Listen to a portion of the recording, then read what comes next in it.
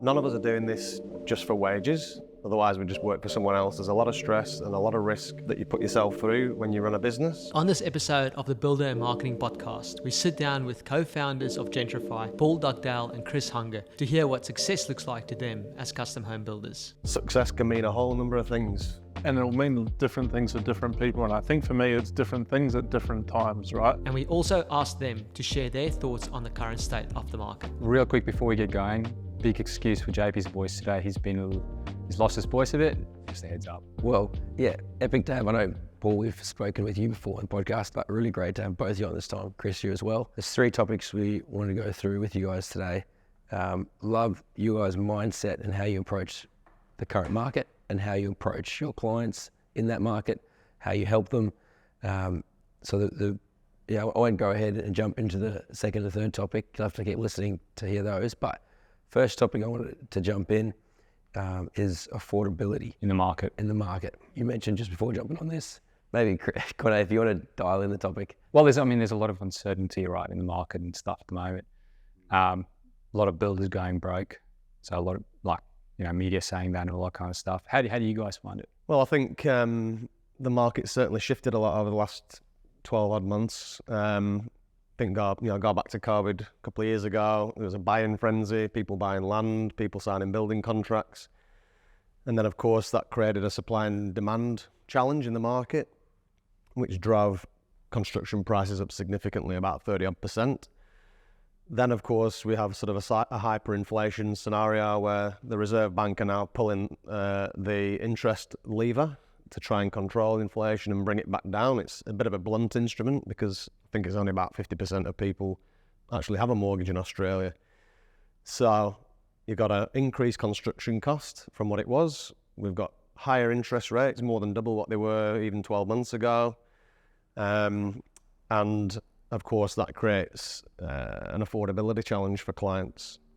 So what we've been doing over recent months to respond to that market challenge is working with clients to value manage their projects in some instances. So I've had a number of projects and clients that have come to us with plans that they've already had drawn up by a third-party architect or designer.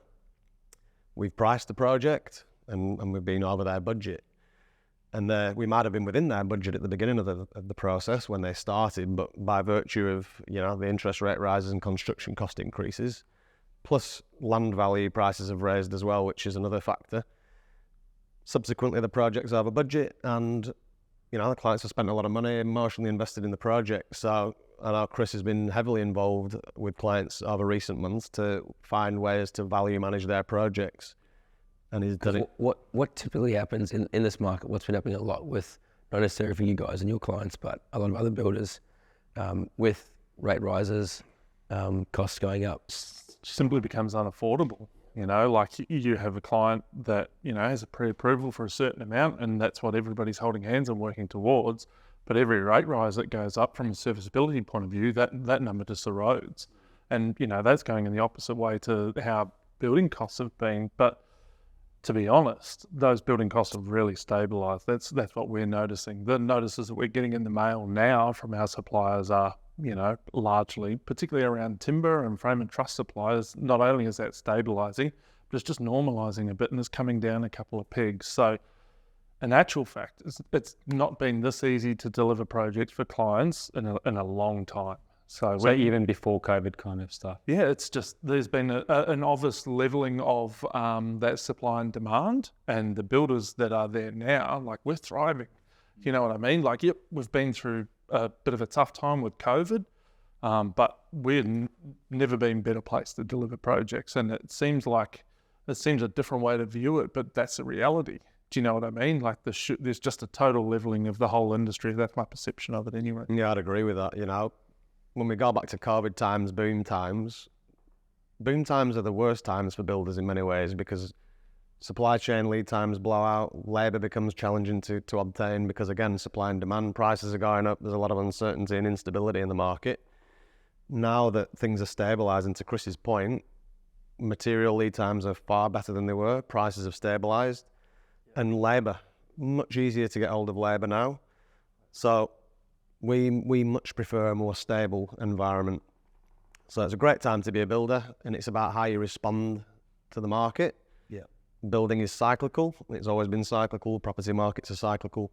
So we went from boom, and now there's been a bit of a correction. You know, the interest rate lever's been pulled, and there might be a few more this side of Christmas.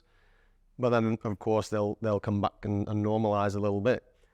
So where there's problems, there's opportunities. So I'm excited to like dive into problem equals opportunity, right? We had a long discussion about this over dinner last night. So just real quick for the viewers and the listeners, you guys just came up from Melbourne a couple of days ago, come up here, do story development again with us. Did it a couple of years ago when we did your initial story. So on the story development side, obviously we dive deep into problems equal opportunity. Why, before we go into problem and opportunity, why is it so important to kind of get clear and get clear on your vision and your goal and all that kind of stuff? Absolutely. So it's really important, I think, to have like a North Star, a guiding star. What are you aiming for? And then, you know, for Chris and I, it's about how do we align on that vision and then galvanize the entire team around that vision.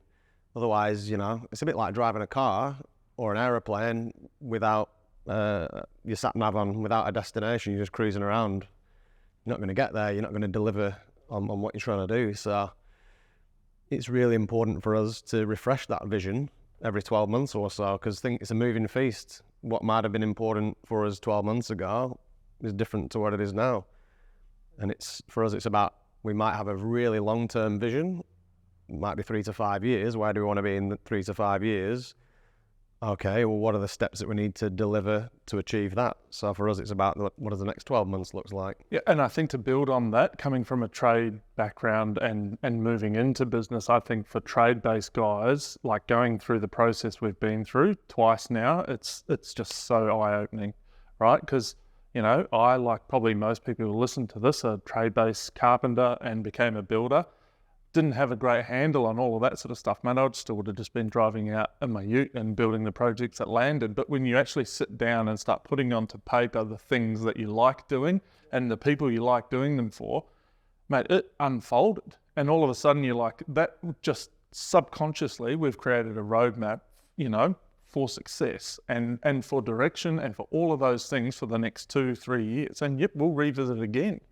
But like, it's really important to shift your mindset and your thinking, particularly for those guys that come from trade bases, right? Because, you know, didn't start as a businessman, but I am now. You know, I'm a businessman first and a builder second. I use building as my mechanism for creating, you know, revenue and all of those bits and pieces. Got to think different, and I really encourage everyone to engage in that process. It's really important, man. So on that note, like, so say builders like listening to this, especially coming from that trade background, didn't come from other businesses. We've got a lot of clients that come from different industries and so on. So it's not just the trade, you know, journey they went on. But specifically for those guys, if they don't get clear on these things, if they don't have that North Star, if they don't have that vision, if they never take the time out to do something like an exercise, which you guys just went through, like, what happens to them? I just think it's like, it's less efficient, right? Like, you might still get there, but if you fondle around in the dark, you know, and eventually you may find it'll be more like luck than anything else. I just think having been down this process and through the path now twice, like I just couldn't imagine doing it any other way. You know, would have I done it? You know, if I was just a single guy, possibly not. What would have stopped you? Maybe just that anchoring to the trade base and seeing the people that I've worked for, how they've gone about it. But times have changed, you know. When I started my apprenticeship, there was no such thing as social media. At Smoko time, we talked to each other. You know, now guys are scrolling. It's a different way of connecting with people or your prospective clients. The whole thing has just completely changed. And I think you either innovate or you die, right? And that's something I've been taught, but it's something that I subscribe to massively now. Yeah, it's good. To build on that as well, like, I think, if you think about the pathway of a builder, quite often they start in the trade. They start as a carpenter. It's a very common pathway, and it's a really good one too, because that trade sets you up to be a really good builder.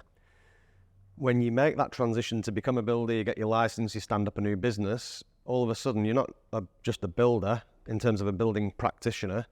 That's a critical part of the role, isn't it? Like the building side. But all of a sudden, you're now a business owner. So You know, what does it take to run a business? You've got the finance side of things, you've got business development, you've got marketing, you've got sales, you've got HR, you've got industrial relations. That's a whole different, ball game and a whole new suite of skills to learn. So if you're a builder and you're new and you've got goals to, run a really successful business and not be doing every single task, it requires you to shift your mindset and elevate and think big picture and understand who, not necessarily the how. So who do I need to hire? Who do I need to engage? We engage you guys at BizVideo to help us with our marketing and our videos. Why? We know we need to do it, but we're not experts in this. So as a business owner, you become more of a generalist, having the right people around you. So the foundations are great as a carpenter, but then how do you elevate? And it means having that vision. Start with a vision and then go, okay, if that's my vision, what's it going to take to deliver that vision? What do I need to put in place? Who do I need to help me? Yeah, absolutely. I mean, you just mentioned success. What is success in a building business? I know obviously it's subjective to every business, but what are some of the things out there that, that all builders should be aiming for as a minimum? I'll go first and then Chris will add his, because I guess to your point, it's subjective. What does success look like? Success can mean a whole number of things. So for me, it's about, having a business that is systematized, where we've got the right people in the right roles, where I can think and operate at the level that I need to deliver on the vision. We need to be, stable, and we need to have lots of jobs, that we're working through systematically that are profitable. So, none of us are doing this just for wages. Otherwise, we just work for someone else. There's a lot of stress and a lot of risk that you put yourself through when you run a business. So, and it's also about creating time with family to do things that are important to you. So I'm a keen cyclist. I love to ride my bike, and I like to ride my bike in the morning with my friends before work. Sometimes I need to go to a school play or, performance. So for me, success is about being able to step away from the business, knowing that you've got a really good, engaged, empowered, self-motivated, self-managed almost team to deliver your vision as a business. What's success for you, mate? Mate, mine moves a lot. I think, and it'll mean different things for different people. And I think for me, it's different things at different times, right? If I had to summarize it, it would be the ability to enable me to do what I want to do when I want to do it. So in the last 12 months, I managed a massive project, which was around the corner from home. And for me, that's success, because like Paul said, we have the team and the process and the systems in place that I could vacate or, deprioritize my role as a director and the builder and focus on this. And I loved it. I loved massive bits of it. And we'll release the photos soon and all of that. And I'm like, it's taken a bit of time after finishing it to be able to sit back and look and go, yeah, no, that was good. That's going to do great things for us. But yeah, success is defined in different ways, right? By different people. I think, obviously there's the financial anchor there, but I'm a firm believer that if you do the right thing by your clients, you do the right thing by your team, you do the right thing by the project, that profit comes as a consequence of doing a good job. And that's kind of what I'm focused on. Yeah. So. And one thing you guys have both mentioned to me as well when it comes to success is that client outcome. That's one you guys have both mentioned on separate occasions, even when we talk about doing case studies. You guys have a long list of case studies that you potentially want to be looking at doing, and that says a huge amount. I know we were discussing. It's like backing yourself, right? Yeah, It's like, hey, here's my evidence. Here's why we're good builders. Look at all the clients we've built for before. Yeah. Look at their stories. Yeah, some builders I think don't have that opportunity. Yeah, I think we sit there and it's a throwaway line to say the clients are at the center of everything that we do. But we are a client-centric business, and that's one of the things in that strategy that's what we set out to do, because, my previous experience working for other builders, I've always been high touch with the clients, but, not being in that builder or director role, hearing that feedback, is a real learning and a strong takeaway from me from that experience about how important the client is, right? One time I read something that said it takes 10 happy clients to win one, but it only takes one unhappy client to lose 10. And I think that really, for us, honed in that focus on clients and really reminded us how important they are. I mean, there's plenty of vehicles to building outside of clients, of course, and that's something that we're looking at the moment. But there are no projects without clients to a certain. Yes. Yeah, it's a good point regarding what does success look like. For us, both Chris and I, 100% aligned on this. We want clients to just love the experience from start to finish. We want them to tell all their friends. We want them to be proud of what we've built. So there's no point, having tunnel vision and having a strategy if it's not 100% aligned to client experience. Why is that important to have that client experience? Well, if clients don't have a good experience, you could still build them an amazing home, but if the experience isn't a good one, or it's tainted, especially at the end, they're going to remember that. And then when they're talking to people at a barbecue, they'll tell people. So it's critically important, and we are not perfect. We're constantly trying to refine our processes and instill it in our teams as well about how to behave and how to interact and almost over-communicate versus under-communicate. Because what we want is clients to be super happy, because that's what success looks like to us, that the client's happy. And if the client's happy, we're happy. So happiness is critical along the way. Like, happiness isn't a destination, it's a journey. Like, there's no reason why people can't be happy every single day. It's not like, oh, if I do this, I'll be happy, or if I do that, I'll be happy. So success has got a lot to do with happiness for the clients and for us as individuals and for our teams, because we want to attract top talent and retain top talent. And in order to retain top talent, we need to make sure they're happy and looked after. So multifaceted sort of answer to that question, because success is not just about dollars and profit. It's a lot deeper. So just go back to the client experience. How do you guys go at your company to create that customer experience? I guess we're aware of it in the first instance, right? Like, we consider the client, I think, having a level of empathy and trying to think of things and how it may be perceived from their point of view, by being open and honest, transparent, giving them the truth. There's no point sugarcoating things at times. Projects don't always go well. Things don't always go to plan, and that's just the nature of business in general. Probably a little bit more sensitive in building, particularly over the last couple of years. But you kind of got to bring them along to the journey as well, and let them ride the bumps with you. I think it's just, we can sit there and look at a client dead in the eye and tell them exactly what's going on. No smoke and mirrors, I think, is a really important part of the process. I just find it's way more successful if they trust you 100% and they get in behind, because there's enough blockers and hurdles at the moment without the client being one of them as well. And yeah, that's right.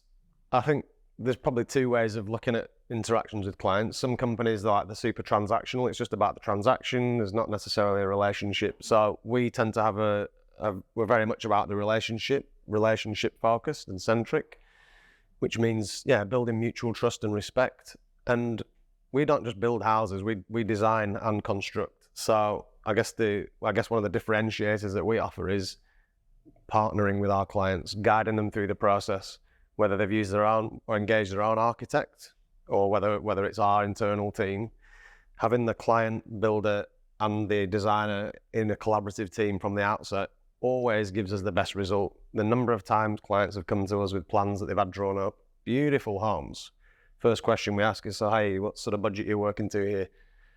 And I don't know if we've ever really heard a client tell us a number that aligns with what it's actually going to cost. So then you're all going all the way back to the beginning. So collaborations, partnership, and critically, communication, regular communication. So we've got a really capable team in our business. We have dedicated supervisors and, of course, access to the directors. And it's really about working together two-way. We're custom builders. We're not cookie-cutter volume builders where it's just a very, very, cookie-cutter kind of process. It's custom. Things change. So it's being responsive to each other and communicating a lot. It's good. One thing you guys mentioned, maybe to jump in before we go to the last topic, a big issue at the moment is the apprehension of the market with the negative media that's out there. How do you guys go about getting around that or overcoming that or working past it? So it's a really good question. So, we touched earlier on the challenges that are out there in the marketplace at the minute around construction price increases, the cost of land, and interest rates.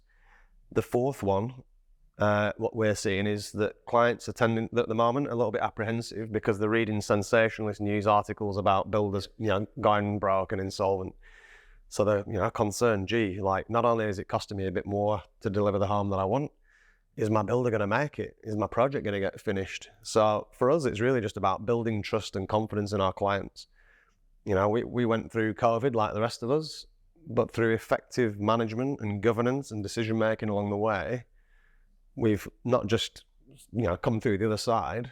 We're stronger than we ever have been. We're mentally tougher, we're resilient, and we're really well placed. Like financially, we've got our buffers in place, we've got our working capital.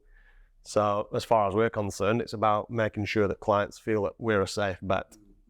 There will be builders out there that are not a safe bet. We haven't got a crystal ball. We can't look into their financials, their P&L and the balance sheet, but we can look into ours and with confidence say that, no issues. I suppose something you said there, you're placed now really, really well.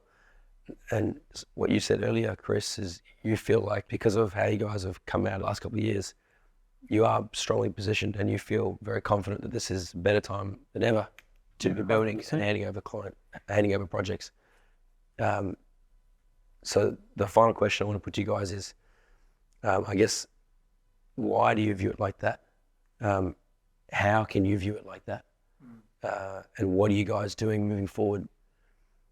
And where's, I guess, back to that, challenges and opportunity. Where's the opportunity? Yeah, the opportunity is probably with those clients that have been through that architect path or through the design paths and are ready to go, but they've followed a traditional architect tender process and got to the end and gone, nah, that just doesn't add up. It doesn't add up, and the media want you to believe that building affordability is a crisis at the moment, but the reality is client expectation and budget has been a challenge from day one.